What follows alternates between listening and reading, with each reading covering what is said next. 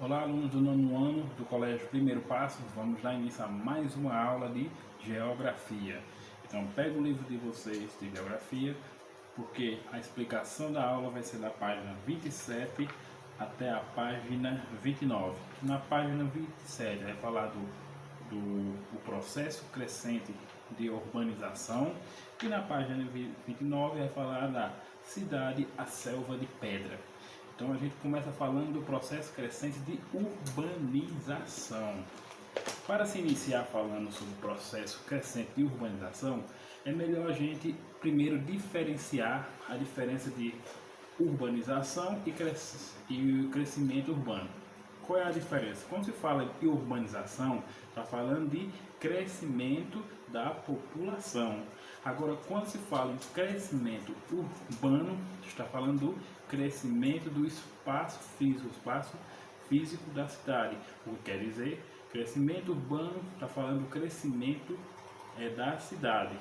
E urbanização fala do crescimento da população de uma determinada cidade. Então, quando se fala, por exemplo, a cidade de Juazeiro passa por uma crescente urbanização, passa por um processo de crescimento da urbanização. Então está falando do crescimento da população. Quando se fala que o espaço, que a cidade de Juazeiro está passando pelo processo de crescimento urbano, então está falando que a cidade está passando pelo crescimento, está passando por um crescimento de espaço físico, né? A cidade está crescendo o seu espaço físico, território. Então, essa é a diferença de urbanização para crescimento urbano. E aí, quais são as causas da urbanização? O que foi que fez surgir essa urbanização?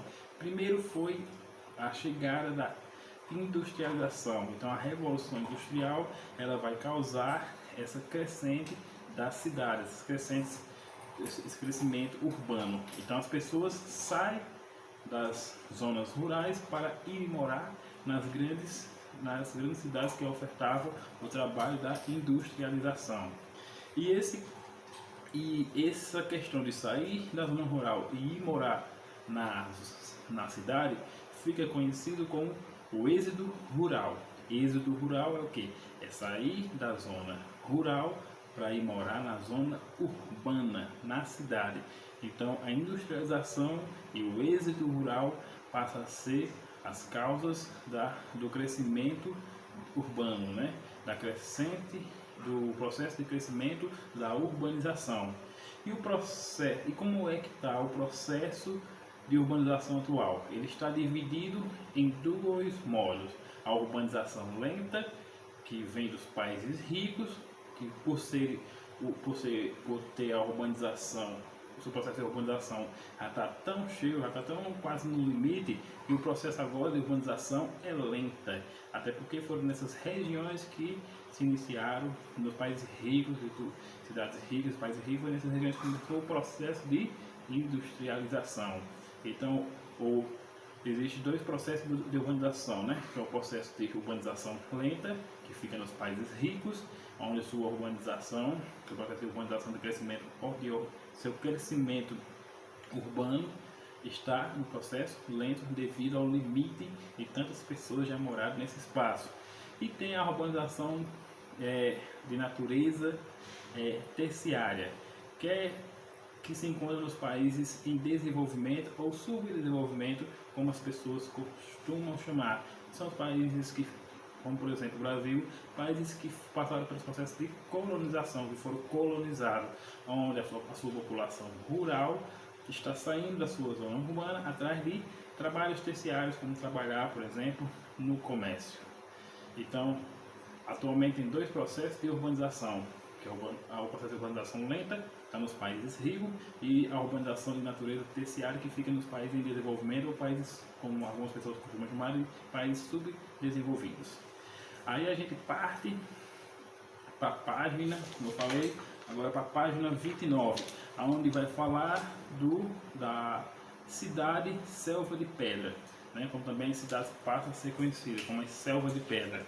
E para a ONU, né, o texto de vocês já inicia falando que a ONU considera uma cidade a partir do momento que ela tem 20.000 habitantes. Então, para a Organização das Nações Unidas, é uma cidade quando ela tem a partir quando ela possui a partir do número de 20 mil habitantes. E aí vamos para as definições. O que é metrópole? Tem aí no livro você falando. Metrópole é uma cidade mais bem equipada e mais bens e serviços de uma porção de espaço geográfico.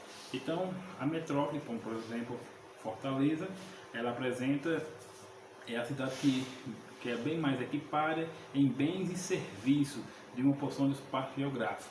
Então lá você vai encontrar serviços bem melhores, né? Atendimentos que a cidade pode oferecer de uma melhor qualidade para quem mora em determinada cidade.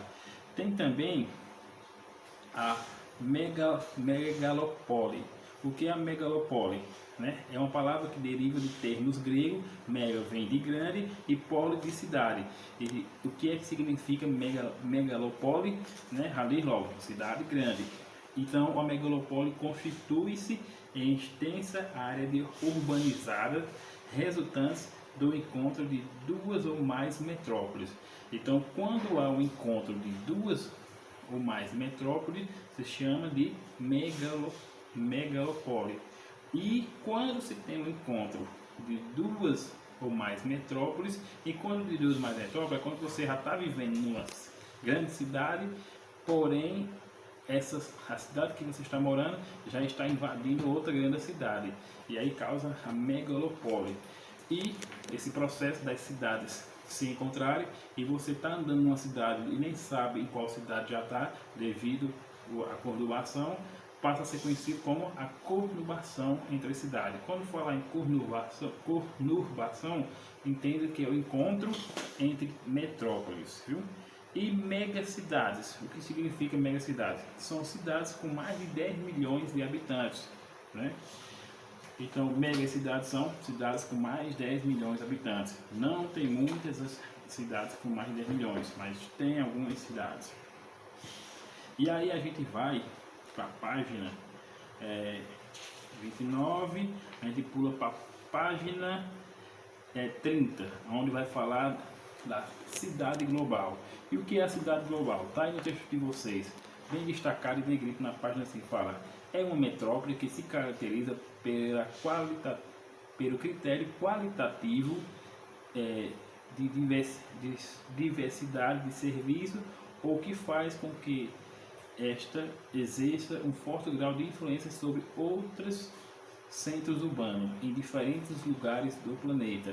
Então a cidade global é uma cidade que é referência no mundo e que tem grandes serviços de atendimento ao povo, que é um exemplo para o mundo.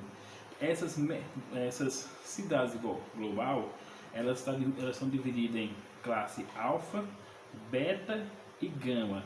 E o que é a classe alfa da cidade global? No livro vocês falam aí, ó, a classe alfa, que corresponde às cidades de maior influência do planeta. Então as cidades global de maior influência no planeta se chama grupo alfa. E quais são essas cidades de maior influência no planeta? Tá aí um de vocês. Esse grupo está representado por cidades como Londres, Nova York, Paris, Tóquio, Los Angeles, Chicago, Frankfurt e Milão. Por que são conhecidas de cidade global? Pela sua influência no mundo. Então, quando elas têm uma grande influência, é chamada de grupo alfa. E o grupo beta? O que é o grupo beta das grandes cidades, né, das cidades global? São as cidades intermediárias. Elas são intermediárias em sua influência mundial. E quais são as cidades que representam o grupo beta? São São Francisco, Sydney, São Paulo, né, cidade brasileira, Tóquio, Los Angeles, São Francisco, Sydney, São Paulo, Cidade do México e Madrid. São as cidades beta. Então o Brasil tem uma cidade conhecida como uma cidade global, que está no grupo beta, que é um grupo intermediário em sua influência mundial. E tem um grupo gama. O que é esse grupo gama?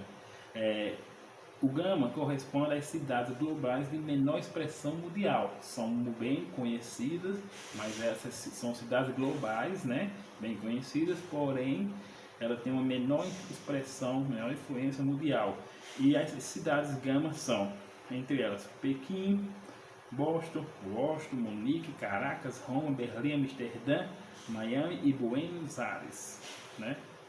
Aí, aqui eu encerro a aula de vocês sobre o processo de crescimento de urbanização das cidades e trazendo para vocês as definições de metrópole, megalopólise, conurbação. E aqui eu encerro a aula e bons estudos e para a próxima.